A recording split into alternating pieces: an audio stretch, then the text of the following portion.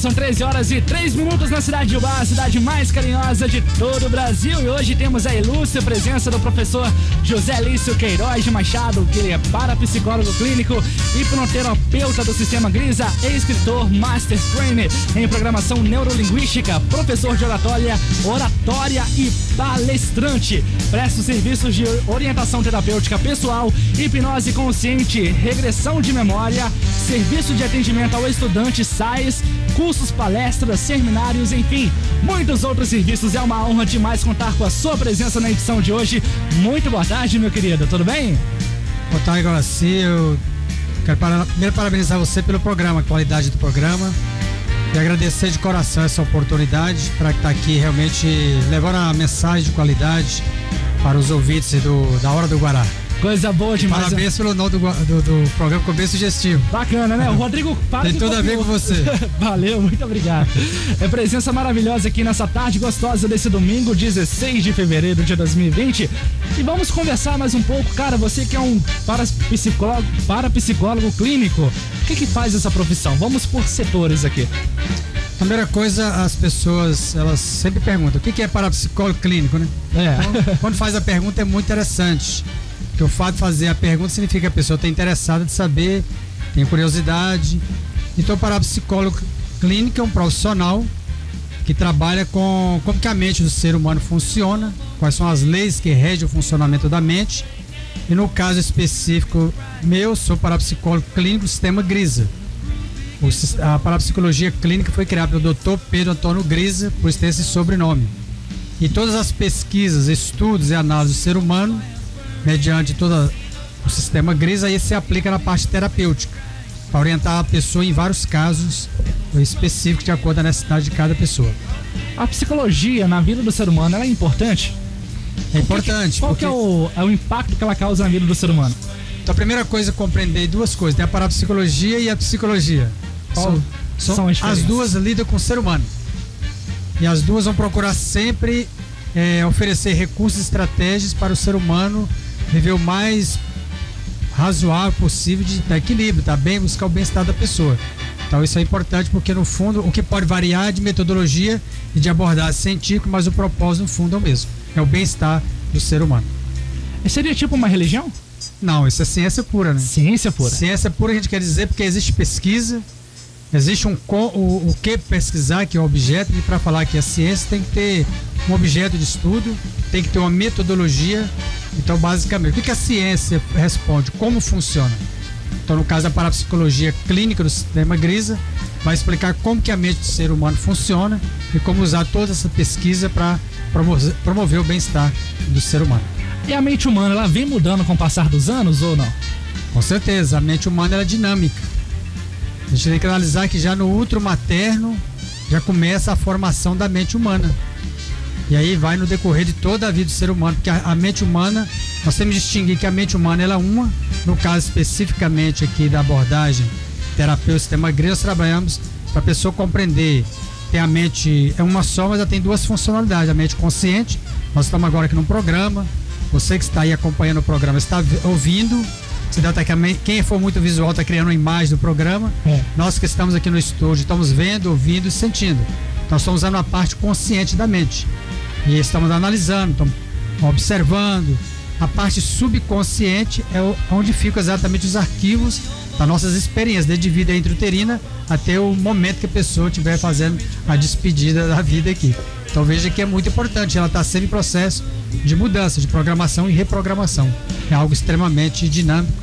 É bacana se a pessoa compreender isso aí. E a partir do momento que a pessoa tem essa compreensão, seria tipo existe uma receita para o ser humano poder viver melhor aqui na Terra? Ou tipo assim, cara, eu particularmente sou um grande ouvinte de palestras. Tenho aí como grandes palestrantes Leandro Carnal, Mário Sérgio Cortella, entre outros. Inclusive você que está aqui na minha frente hoje, tive grandes aprendizados na sua presença. E a partir do momento que eu comecei a ouvir vocês e prestar atenção no que vocês falam, eu comecei a olhar pra minha vida, o que eu vivo no meu dia a dia, e comecei a ter mais uma vida lógica, uma coisa menos o sentimento e mais a lógica no negócio. Seria, quando a gente começa a viver na lógica, a gente começa a viver melhor ou se torna um ser humano muito mais chato? que seria isso? O ser humano, ele é lógica e emoção, né? Ele é razão e emoção. Quer dizer, o ser humano é uma totalidade, mente, corpo. É uma unidade indissolúvel de mente, corpo e espírito. Quando você mencionou algumas pessoas, inclusive a mim, que você ouviu essas pessoas, por que interessou você a temática que eles desenvolveram? Porque é coisa que te interessa. Porque uma outra pessoa talvez nem vai dar bola, não interessa, está interessado em outras coisas. Então, quando você ouviu, viu e sentiu aqui que foi, ou você leu ou ouviu, você falou, nossa, isso aqui me ajudou a compreender um aspecto da minha vida que eu estava talvez tentando desvendar, e isso aqui é igual aquela história, jogou uma luz numa questão que para mim estava confusa. Então isso ajudou você a ter uma clareza da experiência. Então houve uma compreensão aí e te ajudou a ter uma nova perspectiva, uma nova compreensão da vida. Isso mexeu também nas emoções, porque a partir do momento que a pessoa compreende algo, aquilo passa a ter um significado para ela. Então a emoção e razão estão juntos aí. Então por isso que faz a diferença, faz a transformação, porque está juntando exatamente tanto a compreensão com a questão racional e internamente, do ponto de vista emocional, modifica a pessoa, porque é a sua parte emocional que vai gerar um impacto positivo, significativo na vida da pessoa. Você me disse que o ser humano está em constante evolução. Disse que quanto até do ventre da sua mãe até o final da sua vida, muda muita coisa. Mas a gente, ao decorrer de nossas vidas, encontramos e nos deparamos com pessoas que são resistentes, são pessoas que não aceitam o novo, não aceitam as novidades que a vida coloca. Por exemplo, a gente vive num século hoje que é totalmente revolucionário. Se a gente for parar para prestar atenção na história, a gente, desde a vinda de Cristo do ano 0 até o 2020 de hoje, em apenas 100 anos, dos últimos 100 anos da humanidade, quanta coisa foi mudado, tecnologia, pensamentos, enfim, muita coisa mudou. E existem pessoas ainda que não aceitam a mudança. Como lidar com essas pessoas? A primeira coisa podia talvez inverter a pergunta, como que elas vão lidar com elas mesmas? Porque a mudança é a realidade. E é quase obrigatório. Não, a mudança é a realidade. Vamos perceber o rio está sempre em movimento. Não tem, né? Então a vida é uma dinâmica permanente, é um fluir permanente. O que ocorre com algumas pessoas, né? É porque o ser humano, ele é regido por hábitos. Ele faz uma coisa, vai repetindo e condiciona naquilo e pode manter aquele padrão e acha que aquilo não muda, tá certo, eu sou assim mesmo, ninguém vai me mudar, tudo bem. É uma zona de conforto, seria. Então, é a questão primeira coisa é compreender que o ser humano, quando ele desde o outro materno, toda a experiência de nascimento dele, vai trazer uma série de programações, não só da experiência dele com a mãe, mas é transgeracional. Só porque aqui já dá para ver a dimensão do desafio. Por que a pessoa vai ter resistência à mudança? Ela só tem resistência à mudança quando a mudança não a interessa. Aqui não significa nada para ela. Aqui não vai impactar em nada positivo para a vida dela. Mas é compreender que o ser humano é um ser de hábitos. Ele vai repetindo, pela repetição da educação, aquilo vai consolidando um modelo de pensamento, de comportamento, e mudar não é assim, apertou um botão e muda, não é assim. O que faz algumas mudanças? De vez em quando a gente observa pessoas que fizeram uma mudança parece radical na vida. É porque ela chegou num momento da vida dela, provavelmente estava desejando a mudança, e aquilo tem um processo para startar, quer dizer, para manifestar, e às vezes uma situação que a pessoa, tem pessoa para mudar, precisa ir no fundo do poço. Você todo dia está falando para a pessoa, está mostrando o caminho para a pessoa, tem muitas coisas acontecendo, mas a pessoa, tem gente que tem que, muitas vezes no fundo do poço, ir lá para falar, agora chegou a hora. Tem gente não, ela é sensível à mudança, porque ela está aberta para mudar. Mas não é que a mudança é tão simples assim, que um padrão de comportamento está ligado a hábitos repetitivos. Então a pessoa tem coisa que ela conserva e tem coisa que ela vai mudar. E ela só vai mudar quando ela perceber que aquilo é importante para ela, que tem significado para ela ou para as pessoas com as quais ela convive. Então tem gente que é resistente à mudança, enquanto, primeiro, porque ela tem o hábito mantém a pessoa na zona de acomodação. Normalmente as pessoas falam a zona de conforto. Não é de conforto, muita gente tá ruim, mas tá bom. Não é? Não tem? É uma acomodação, porque tem um hábito, tem uma programação que mantém. Enquanto a pessoa estiver obtendo o que ela quer com aquilo, com aquele comportamento, com aquele modo de pensar, sentir, ela não vai precisar mudar. Não vai mesmo. Ela vai resistir tudo. Por que é a resistência à mudança? Quando ela percebe que ela vai perder algo. A gente observa na empresa, por exemplo. A empresa, o dono da empresa quer fazer uma mudança, uma alteração ali, de coisa, até de procedimento. Existem pessoas que aderem, que vão colaborar rapidamente para mudar, e tem gente que vai resistir. Enquanto ela não percebeu o benefício, a vantagem para ela da mudança, ela não dá o passo para mudar. Esse seria um caminho, digamos, uma via positiva, mas tem gente que tem que esperar acontecer, chegar no fundo do poço para mudar. Então tem os extremos também. Mas a mudança é a realidade é a dinâmica. Então, nessa dinâmica a questão de mudar, ela não é tão simples, mesmo que a mudança é a realidade.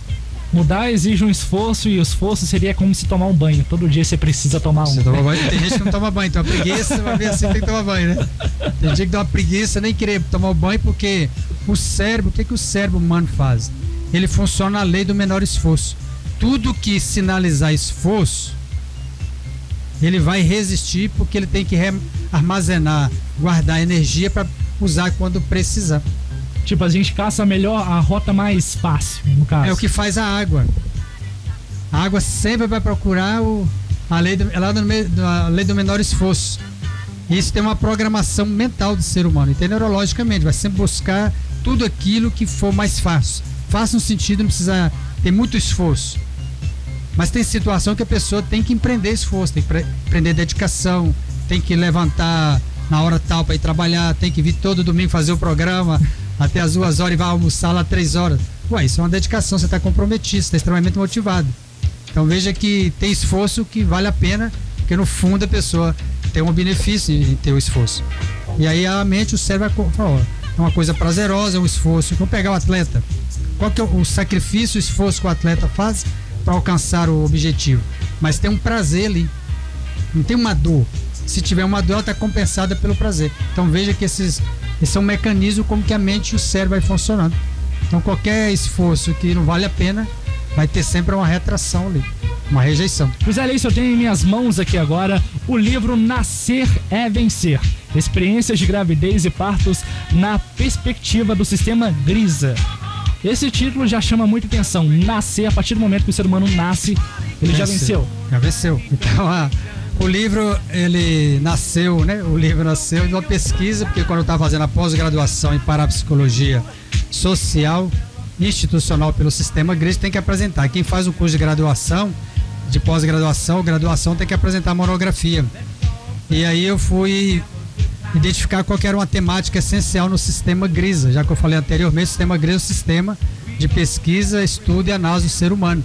E a vida intrauterina é uma temática central do sistema Grisa. A partir daí, eu fui fazer uma pesquisa, entrevistando várias pessoas, mulheres, obviamente, que tiveram experiência de gravidez e parto, para compreender toda aquela teoria que o sistema Grisa já tinha pesquisado, já tinha constatado a importância desse período da vida humana, que é a vida intrauterina. Se você analisar, tudo começou lá. O ser humano é formado no útero materno, e não só a questão genética que a pessoa traz, atrás de todas as programações da experiência da própria mãe, as programações transgeracionais. Então nós temos que compreender todas essas programações. Falávamos anteriormente sobre a questão da mudança. Como é que faz a mudança se a pessoa traz programações depois que ela nasce, que ela venceu, né, que nasceu, venceu? Ela traz programações mentais da mãe dela, da experiência com a mãe dela, da avó dela, bisavó, triavó, tetravó, e vai passando.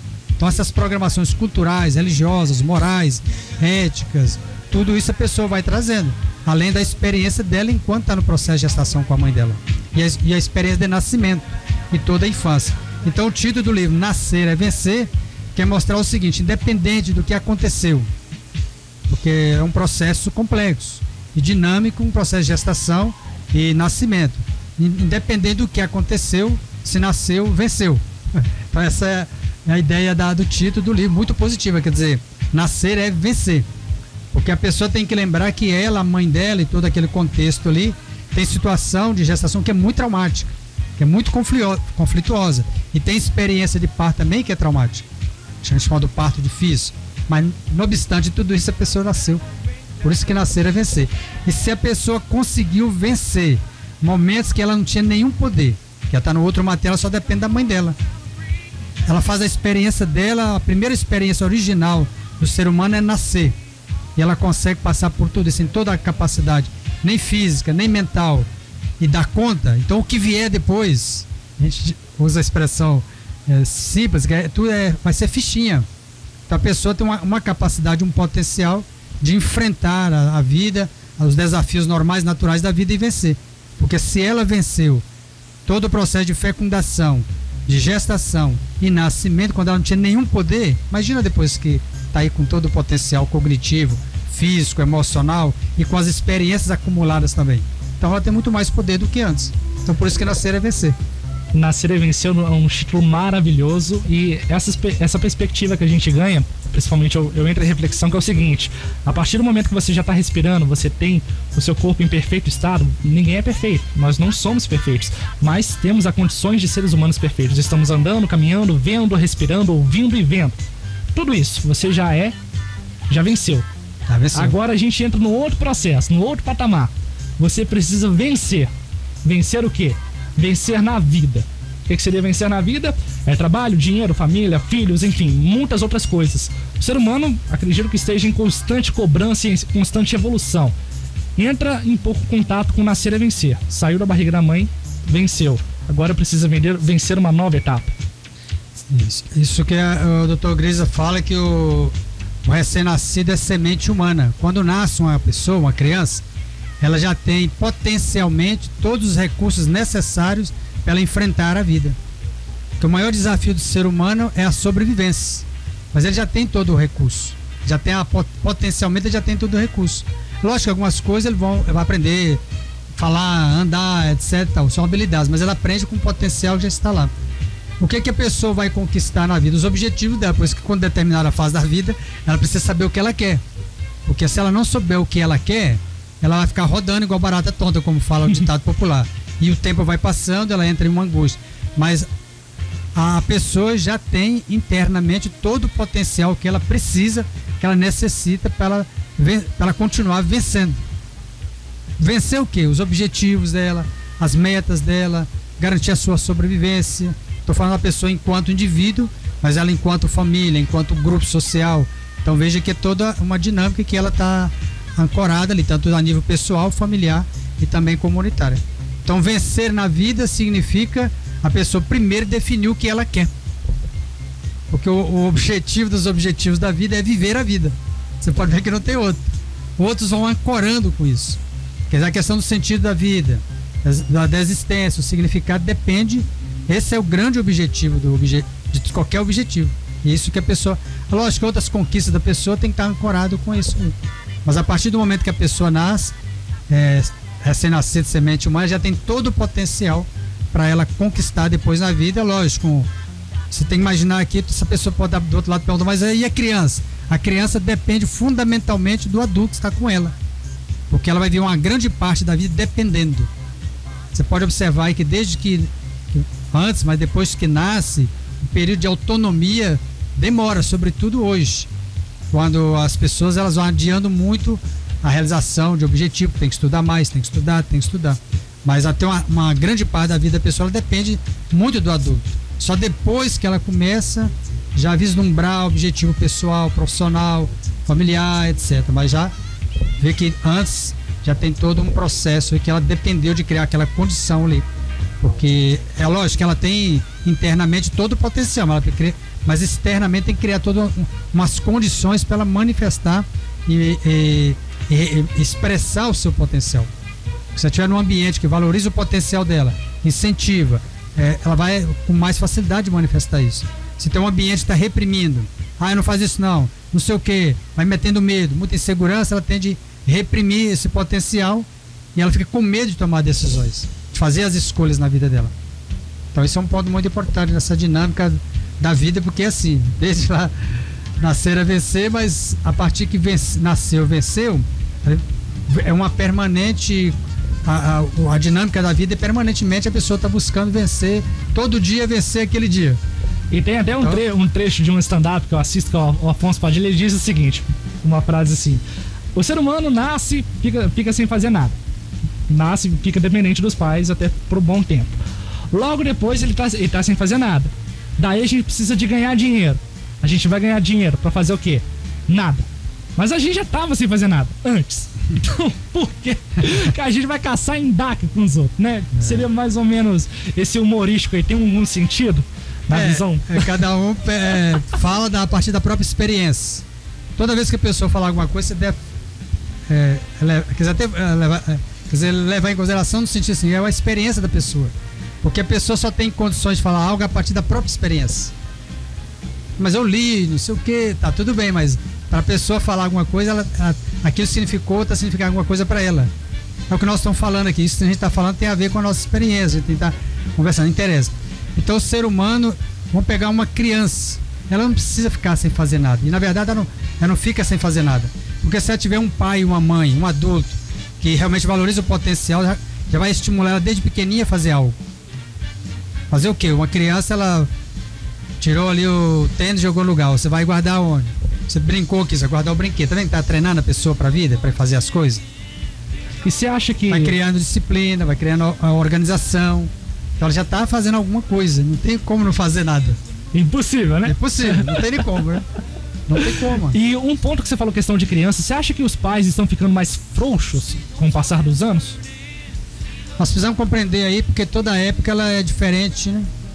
Na minha época era assim. Tinha até palmada na mão. Agora é assim. O que acontece?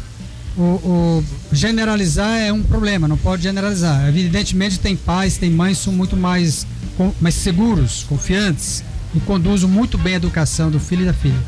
Tem pai e mãe que são muito inseguros. Então eles têm dificuldade de conduzir o filho para a disciplina, para a organização. Aí no caso nosso aqui, nós vamos lá lembrar de como é que se deu a experiência de gestação dessa pessoa. Como é que foi a gestação, como é que foi o nascimento, como é que foi a relação com o pai e com a mãe. Você teve um pai e uma mãe mais seguro, mais confiante? Teve um processo de gestação que a mãe está mais segura, mais confiante? Então essa pessoa, se um dia for ser pai e ser mãe, ela já vai ter uma sensação de mais segurança. Que ela vai ver que é capaz e é possível de conduzir a educação do filho. Então depois tem que avaliar assim de forma mais... relativizar um pouco. Os pais estão frouxos, é uma generalização. Tem pais que são frouxos, tem mães que são frouxas, tem pais muito assertivos, tem muitos autoritários que acham que tem que educar na época que o autoritarismo do pai e da mãe funcionava. Hoje a estratégia que melhor funciona é de dialogar com a pessoa, conversar com a pessoa, porque a pessoa tem uma capacidade mais... Pode ser um bebezinho, se tiver um bebê lá, você conversa com o neném, entendi que o neném está alternando lá o dia com a noite, conversa com o nenenzinho no tom dele, que olha, vamos, a hora de dormir à noite, dormir, tal. Então você vai confiando na capacidade da pessoa de compreender. Então tem pais que são mais democráticos, conversa, dialoga, porque está acreditando que a pessoa é capaz de entender. E tem outros que não sabem nem o que faz, são muita insegurança. Se você analisar um pouco, você vai ver como é que foi a relação dessas pessoas com os pais. Eles foram criados, talvez deixados assim, sem muito direcionamento. Quando nós falávamos anteriormente que já desde pequeno o pai e a mãe podem ensinar uma criança a fazer uma coisa, é lógico que sim. Criar disciplina, criar organização, saber valorizar as coisas. Então ela vai criando esse senso. Então tem pais hoje que são realmente frouxos, tem pais que são autoritários demais, tem pais que estão perdidos e tem pais que conduzem num caminho mais equilibrado, com mais segurança e tranquilidade. Então você vai ver que é bem variado o leque de perfis, né? Então não pode ter um perfil único, porque... E nós estamos numa transição também. Nós tivemos um modelo que era extremamente autoritário, aí tem gente que não vai por extremo, pelo liberalismo total. Nós estamos no meio do caminho aqui. É como se está aqui essa tensão, como que eu vou educar? Fica nesse meio termo, né? Mas a pessoa, ela parte sempre da experiência dela. Como que foi? Como meu pai e minha mãe me educaram? Ela não tem outra referência. E tem muita gente que fala assim, na minha infância eu tive poucas coisas, agora eu vou dar de tudo pro meu filho. É um certo erro?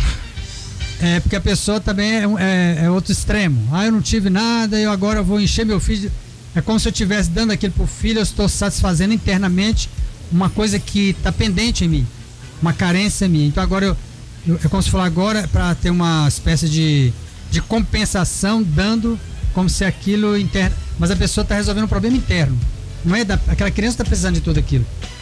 Mas a pessoa internamente ela acha que dando aquilo pro filho, enchendo o filho de coisa, porque ela queria, mas os pais, em virtude das condições de sobrevivência, garantir a sobrevivência estava em primeiro lugar. Então a pessoa muitas vezes carrega esse sentimento, uma espécie de uma culpa porque eu não tive, ou não sei o que, agora eu vou compensando em mim mesmo, dando ao meu filho, minha filha, coisa. Mas eles não querem isso. Eles querem outros valores, outros princípios, as coisas que preenchem muito mais o sentido da vida. Mas tem que analisar que é o problema da pessoa. E a pessoa quer resolver, isso é tudo um mecanismo inconsciente, subconsciente, de satisfazer, fazendo isso para a pessoa. E muitas vezes nem se pergunta se a pessoa quer. Joga aquilo, meu sonho, na vida do meu filho. Mas o problema é da pessoa, não é do outro lá. Só vai... E quanto mais ela sente bem fazendo isso, o que ela vai fazer? Continuando. E se a criança acostumar, criou na criança um padrão de consumismo. Isso pode levar também a essa distorção de comportamento. Porque a mãe e o pai querem resolver um problema pessoal dando coisa para a criança, já que ela não recebeu, a criança vai acostumar. Quem não quer nada? Quem não quer uma coisa, um presente, uma coisa? Só que hoje ele quer um carrinho, amanhã ele quer sei lá, um iPhone 11. Um iPhone vai para andando, depois ele vai querer depois um avião, aí tem que dar conta do avião. Tá vendo? A gente tem que tomar esse cuidado, porque a carência, o problema tá na pessoa, no pai ou na mãe. Ele quer satisfazer um problema pessoal projetando na criança ou no adolescente, no jovem ali. E outro problema grave também na criação dos filhos hoje em dia é que a gente tem um acesso muito violento à informação, à internet, redes sociais está aí cada vez mais presentes na vida dos nossos filhos. E outro ponto também é que a cada dia que se passa, cada ano que se passa, eu me incluo nisso, porque falar dos outros também não é muito fácil, vamos colocar no lugar. Eu também faço parte dessa estatística que a cada dia mais os jovens estão virando pais mais cedo. Isso também, e são pais inconscientes do que estão fazendo, pega no susto, tem o filho e acaba atrapalhando também na sua criação, no seu modo de fazer as coisas. Porque são pessoas de 15, estamos falando aí de adolescentes de 15, 16 anos, 14 anos. É complicado lidar com tudo isso, né? Tem duas coisas aí, tem a era da informação, muito acesso à informação, é uma coisa maravilhosa. Se analisar o que tem de tecnologia, de acesso à informação, porque as informações, elas não eram centralizadas em algumas pessoas. Era num filósofo lá, era num pesquisador tal, na academia tal, Então poucas pessoas tinham acesso à informação. A sociedade moderna criou uma série de mecanismos, de meios de disponibilizar informação. O que a gente faz com a informação? A pessoa tem que saber o que ela quer de informação, que ela filtra. Ninguém precisa processar tudo que é produzido no dia.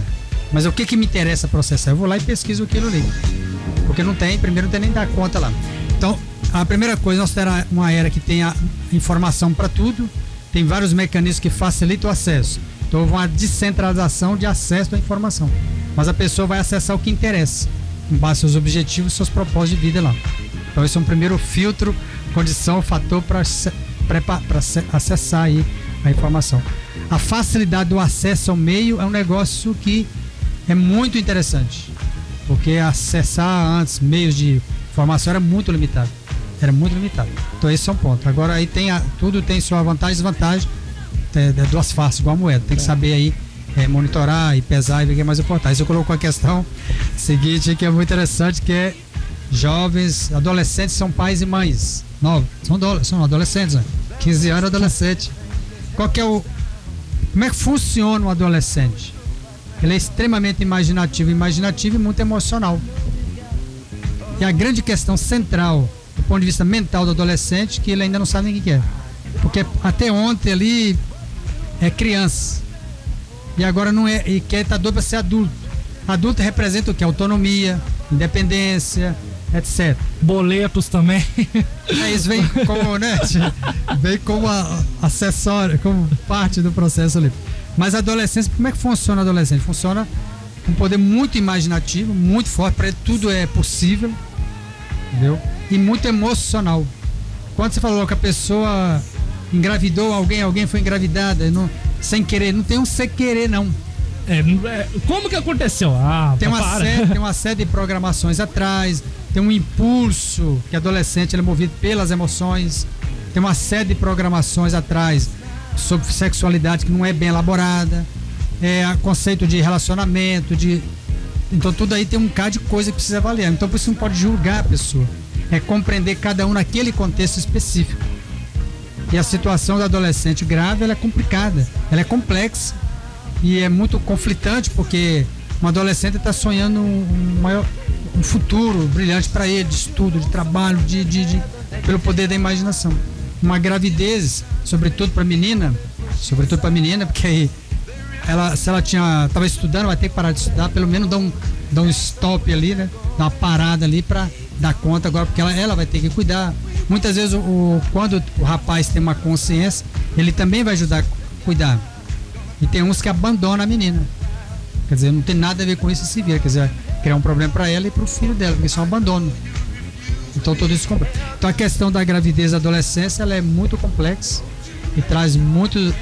A gente tem que pensar do ponto de vista da menina e também do menino, mas sobretudo da menina, porque agora ela é mãe e ela está na adolescência, ela nem sabe quem ela é. É uma criança, mãe de criança. Ela é uma criança, vai cuidar da criança. Por isso que ela tem que ter um suporte, tem que ter um apoio para ajudar a fazer essa passagem de forma mais tranquila aí, que realmente é um grande desafio. É um grande desafio ter uma gravidez na adolescência. Durante a gravidez da minha noiva, teve um processo muito tranquilo. Eu tomei aquela decisão de como eu posso falar, de um processo que eu já tive no passado, de ser filho de mãe solteira, ter uma história meio conturbada, questão de pai, a imagem masculina em falta. E quando eu soube que eu ia ser pai, falei, não vou mudar, como você bem me disse aqui no intervalo, vou mudar essa história. E ela teve uma gravidez, vamos dizer assim, muito tranquila. A gente sempre teve uma amizade muito grande, um companheirismo muito grande. Isso refletiu hoje uma criança bem tranquila, bem paz, que enfim, não dá trabalho, não chora, fica quietinha, comporta muito bem. É o retrato de uma gravidez tranquila ou a gente teve uma sorte? Isso, é o que nós falávamos anteriormente lá, que são pouquíssimas pessoas que sabem que o período mais importante da vida do ser humano é vida intrauterina. O que acontecer com a gestante nesse período aí, estou falando cuidar, porque a gestante, quando a mulher está gestando, ela e o ser que está em desenvolvimento formam um só ser. Cada ligação que ela tem, tanto com o cordão umbilical, mas com as emoções e sentimentos da mãe. E tem um nível de comunicação que não é só físico, ele é uma comunicação também intuitivo. Isso tudo já é pesquisa que mostra. Então, como é que se dá o contexto de gestação? Você descreveu um caso aí de uma gestação que foi tranquila, onde foi tudo, digamos assim, deu tudo certo, né? Então, é lógico, tem aquele susto ali inicial, que é tanto sobretudo para a menina, o pai aí dá aquele susto, mas é um susto que não compromete. Estou grávida, agora sou pai e vou assumir, vou dedicar aqui, dar todo o apoio que precisa. Então gera um contexto de segurança. Então é essa consciência de que agora eu sou mãe, estou no processo de gestação, eu sou autor dessa gestação também, porque fala que a menina ficou grávida, mas alguém engravidou. No caso específico, assumiu e há um apoio, então isso gera para a menina, para a mãe, uma sensação de segurança. Eu posso contar com ele.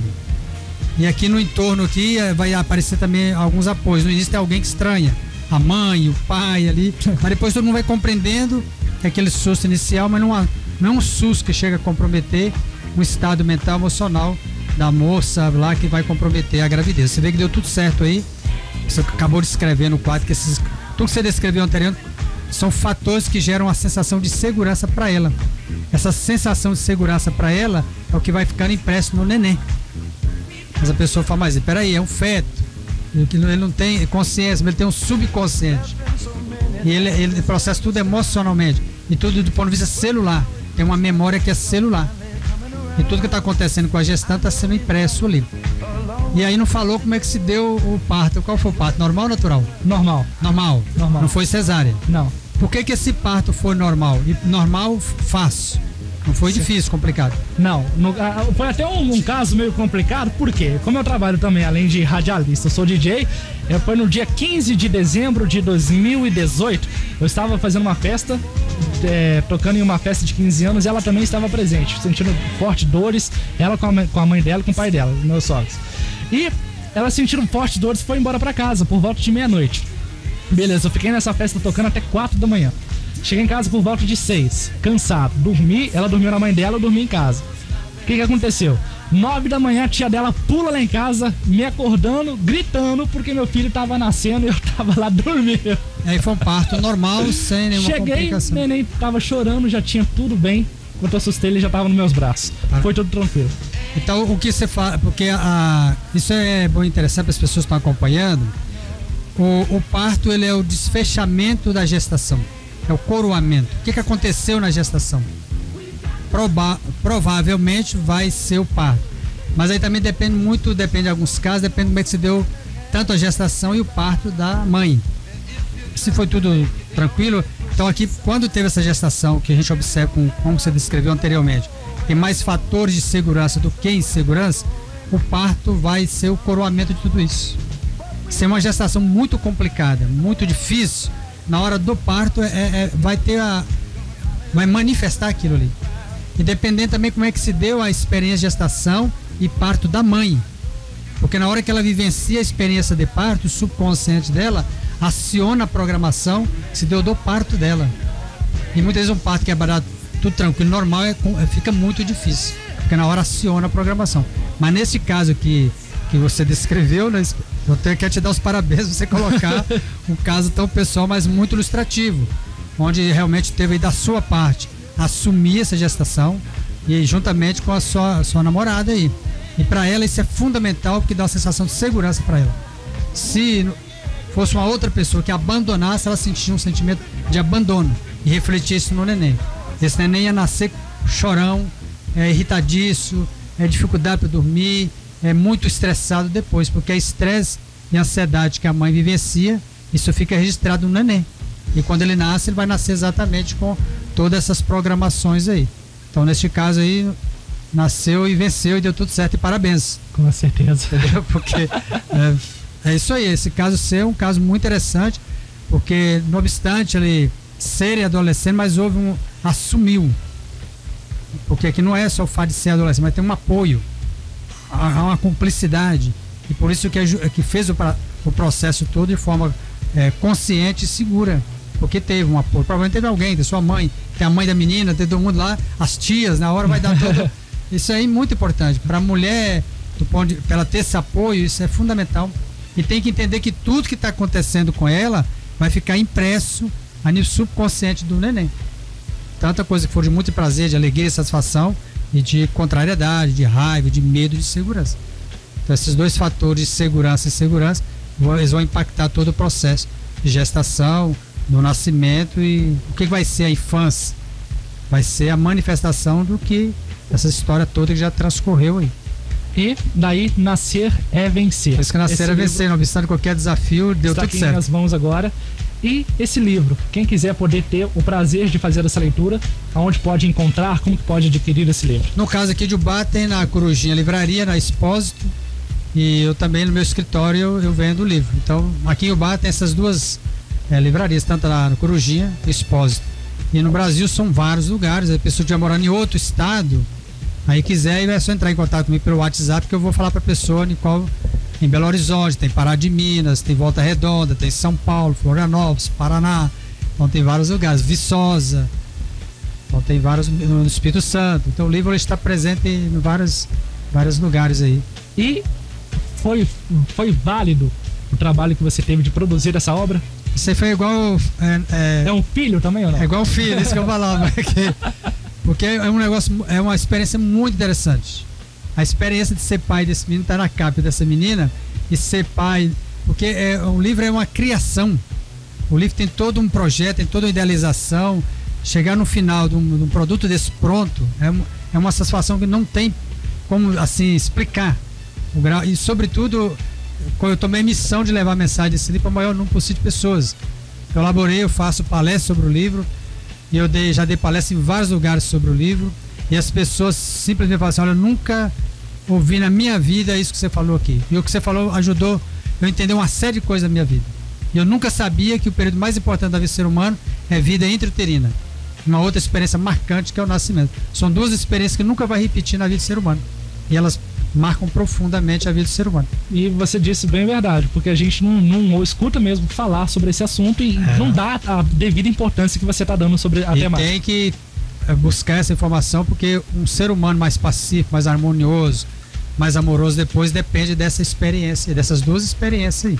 Então essas pessoas têm que estar buscando saber mais sobre isso, porque é onde o ser humano começa aí. Tem que analisar tudo que começou ali. De onde eu vim do útero do materno. Tudo nasceu ali, originou ali, foi tudo formando ali. Você imaginar agora, você observar agora o corpo, toda a estrutura que nós estamos aqui, a mente, tudo. Foi tudo no útero materno. Depois ela foi desenvolvendo, foi alimentando, fazendo exercício físico, foi caminhando, cresceu, né? Mas a sementinha foi lá no processo de fecundação. Porque tem gente que acha que fecundação é coisa simples, é um processo extremamente complexo. Você imagina duas células se encontram, elas vão fundir para depois constituir o ser humano.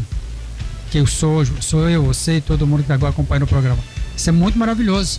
Então saber, o livro ele tem essa eu assumi como missão levar a mensagem do livro para o maior número possível de pessoas, porque são poucas pessoas que sabem o que significa essa experiência tão marcante, decisiva e ímpar na vida do ser humano, que é a vida intrauterina. E a editora que fez parte da sua ideia também é a Despertando Talentos. Como foi o contato aí com essa empresa? Essa editora lá de Santa Catarina, eu sou parapsicólogo clínico e eu faço parte do sindicato dos parapsicólogos clínicos do Sistema Grisa. E foi feita uma parceria com essa editora. Essa editora tem um projeto social. Ela trabalha com jovens, crianças e adolescentes. Um pouco parecido aqui com o Patronato de São José. Então acolhe essas crianças. Então eles desenvolvem esse projeto de produção, né, literária, gráfica, para ajudar no projeto lá. Foi em virtude dessa parceria do sindicato com essa editora lá que o livro foi publicado lá, foi editado lá, impresso lá também. Volume 2? Já pensa? Aí com certeza no futuro tem aí, porque o livro as pessoas, como daqui a pouco tá pedindo o livro esgota e vai botar outro ali. Entendeu? Isso com certeza. Porque é uma temática que é muito interessante. E são poucas pessoas que têm consciência. E mesmo no mundo mais, digamos, acadêmico, são poucas pessoas que têm acesso a esse livro. Não é só a Dona Maria da esquina ali que desconhece, não. A gente faz essa palestra para pessoas com alto grau de competência acadêmica, de conhecimento. Você fala, nossa, eu nunca vi falar disso. Eu nunca sabia disso. Nossa, como que isso é interessante. Entendeu? Só para ver como que é bem relevante. Eu já tive uma grande aula aqui nessa 1 hora que a gente passou juntos aqui. Eu confesso que estou muito, mas muito curioso para saber o interior aqui desse livro. Está em minhas mãos agora e é maravilhoso. Carrega a foto dos seus filhos aqui também na capa. Isso, aí tem o meu... O livro não trata especificamente nem da minha menina, nem do menino, mas foi para homenageá-los. Porque minha esposa, né, se ela me permite, ela estava com dificuldade de engravidar. E em virtude de uma série de programações que a mãe traz, né, da infância e tal. E foi feito um trabalho e a médica falou que ela só ia nascer criança se fosse inseminação artificial. Eu lembro que uma vez eu perguntei para a médica se tinha uma questão orgânica. Ela falou que não. Quer dizer, organicamente está tudo funcionando, está tudo fluindo. E aí foi todo fazer um trabalho de, digamos, reprogramar, de compreender essas programações. É tanto que nasceu. Esse menino tem 17 anos, é um rapaz. Uma menina de 14 anos, sem inseminação artificial. Porque quando você vai lá e reprograma, organiza a mente, o corpo vai obedecer, as emoções vão obedecer. Porque a mente é que vai estar comandando o sistema inteiro aí. Então, o livro tem os dois na capa, pedir autorização, eles autorizaram para homenageá-lo, porque é uma experiência. Porque o casal, né, quando a pessoa realmente toma a decisão, né, de construir um projeto de vida junto, eles pensam em ter filho. E a gente conhece casais que estão tentando, não estão conseguindo. Isso gera realmente uma ansiedade, gera um estresse. É como se estivesse faltando algo naquele projeto ali. Não é que um filho vem completar nada, é que o filho é único, mas aquela relação é única, mas quem tem filho realmente é uma outra dinâmica de vida. E faz muita diferença. Você está vivenciando aí, ó. Você estava ali só namorando, na boa ali. Quer dizer, continua na boa, mas o filho é um negócio. Acho que o projeto mais assim fantástico um ser humano podia experimentar é ser pai, mãe e educar um ser humano. Você não é ser pai e mãe, mas educar um ser humano. Contribuir para que aquele ser humano seja o melhor. Então essa é a experiência de qualquer pai e mãe que são conscientes. Vivessem essa experiência.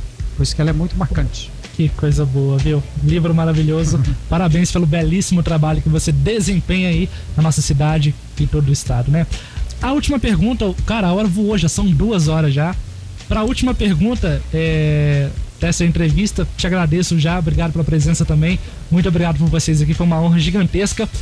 Para fechar então, para ser feliz, o ser humano, ele precisa ser lógico ou ele consegue ser feliz sendo lógico com todo mundo, ou para ele ser feliz ele precisa ser lógico, mas na mente dele, com as outras pessoas, ele tem que passar a imagem de desentendido. Tem que deixar muita coisa passar pela vida. Para ser feliz, ele tem que amar a vida. Não precisa fazer mais nada. Porque a vida é o dom dos dons. Porque se ele amar a vida, não tem mais explicação. Entendeu? É todo o esforço das pessoas para ser feliz. Tem regra, tem livro. É amar a vida. Porque a vida é o dom dos dons. Porque se você tirar a vida, o que fica? O que sobra? Nada. Mas na vida a gente tem contato, o que eu abordo, que é o contato com as outras pessoas, dos relacionamentos. Mas se a pessoa ama a vida, está conectada com a vida, as pessoas a pessoa vai encontrar, vai estar em conexão com essa crença, com essa fé na vida. Nisso a gente tem a felicidade. Nisso manifesta a felicidade. Porque se a felicidade é a pessoa amar a vida, se eu estou relacionando com alguém, seja no trabalho, seja em casa, seja na rua, seja em qualquer natureza, a felicidade vai manifestando nessa convivência. Mas se a pessoa odeia a vida não presta, a vida é um lixo, pra que eu nasci? São zero. Uai, gente, pelo amor de Deus. Você pode ter aí, tá vivendo em cima de uma montanha de ouro, de bilionários, e você tá infeliz. Porque a felicidade é amar a vida. Eu penso que não tem nem como explicar, porque tem que fazer a experiência para ver que é assim. E quando faz isso, tudo passa a ter sentido, significado, e relativiza também algumas coisas. Tem gente que dá a importância a coisa e fala, poxa, mas como é que a pessoa tá colocando a vida numa coisa, atenção numa coisa que não vai construir o que? Nada. Atenção, radialistas, somos nós. Entendeu? Então você hoje está fazendo esse programa. Essa é uma manifestação de felicidade, levar uma mensagem positiva às pessoas. Tá aqui num domingo, né? Que você escolheu, tá aqui, tomou a decisão de fazer o programa. Então isso é uma forma de estar manifestando amor à vida, a sua e das pessoas. Porque se não for, isso não tem sentido. Amanhã você nem volta aqui no próximo vídeo. Se não tiver essa conexão, essa frequência, essa vibração. O amor é muito importante naquilo que a gente faz. Porque se não tiver, já era. E também não é o quanto você tem, nem o que você tem, é o valor que você dá nas coisas que você possui. Seria isso? Tem que ser, porque valorizar aquilo o que a pessoa está fazendo, ela está sendo ali, você está sendo aqui agora radialista. Então você tem aqui você está fazendo o trabalho que o radialista faz. Você vai obter resultados que o radialista obtém. Tá vendo? O T, que veio lá do eu ser radialista, amar ser radialista, fazer esse programa com amor, com carinho, e aí eu vou obter o resultado, tanto financeiro como da satisfação. Você pode depois aqui, o dono da rádio, pagar o dinheiro. É lógico que faz sentido, mas a sua satisfação de fazer esse programa, ele conta muito mais. Então é irrelevante o dinheiro. Não, tá tudo ligado. Você está fazendo com tão amor, com tanta dedicação e maestria aqui. Lógico que o correspondente financeiro ele tem que estar junto, senão fica muito dissonante.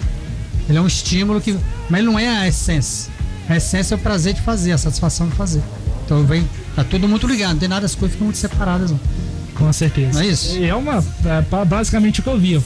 Primeiro é o amor. Aí você vê o entusiasmo que você faz o negócio, você só percebeu, quando tem amor faz ou não tem, é o entusiasmo. Você vibra com o negócio, você flui. Você vê que você observou o negócio do tempo e já foi. Já passou 4 minutos já. Porque tem um entusiasmo, tá inteiro no que tá fazendo. A pessoa tá inteira. Aí flui, né? Nem percebe. É isso aí. Não é legal? Te agradeço mais uma vez pela sua presença, ilustre presença de você e a sua esposa também aqui presente. Muito obrigado. Volta mais vezes e quero você também aqui nos microfones, viu?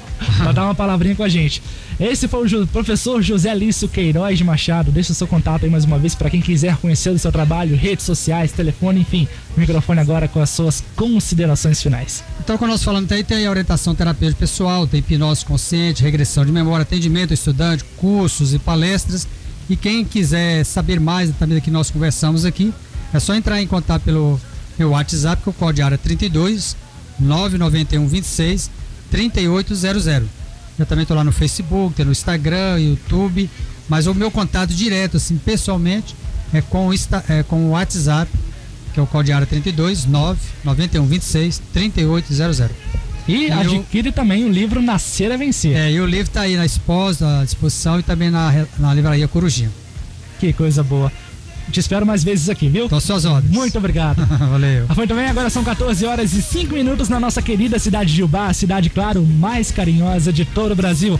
Pra você ligado na 104,1, muito grato pela sua audiência, muito obrigado pela sua participação, por sempre estar ligado aqui na Hora do Guará e estar ligado no sistema Multissom de Rádio, o maior grupo de rádios da Zona da Mata Mineira. Que prazer imenso estar fazendo parte desse grupo, dessa equipe maravilhosa e estar trabalhando aqui todos os domingos pra você, fazendo rádio pra você. Semana que vem eu tô de volta de meio-dia às 14 horas. Lembrando que você pode conferir a Hora do Guará pelo Spotify. Acessa aí agora Spotify no seu aplicativo, no seu celular. É muito prático, rapaz.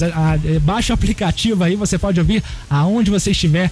Essa edição do programa e edições passadas também tá tudo disponível para você. Lembrando também que essa edição do programa está disponível em vídeo pelo canal do YouTube. Fica ligadinho na Hora do Guará pelo YouTube também, viu? Para você uma ótima semana de paz, de realizações, de muitos momentos felizes e claro, que as dificuldades você possa aprender e sempre levar como positivo em todos os seus caminhos. Beijo no coração de todo mundo, rapaz. Obrigado pela audiência de vocês mais uma vez e semana que vem, se Deus quiser, eu estou de volta. Vem chegando na sequência, Cesário Silva com um show de sucessos, logo depois 4 Hits Brasil e fechando a programação de hoje, Edgar Faria com Ritmos da Noite. Vou ficando nessa, até a próxima semana, se Deus quiser, e eu tenho certeza que Ele quer, viu? Beijo no coração de todo mundo, até mais, tchau, tchau, tchau, tchau!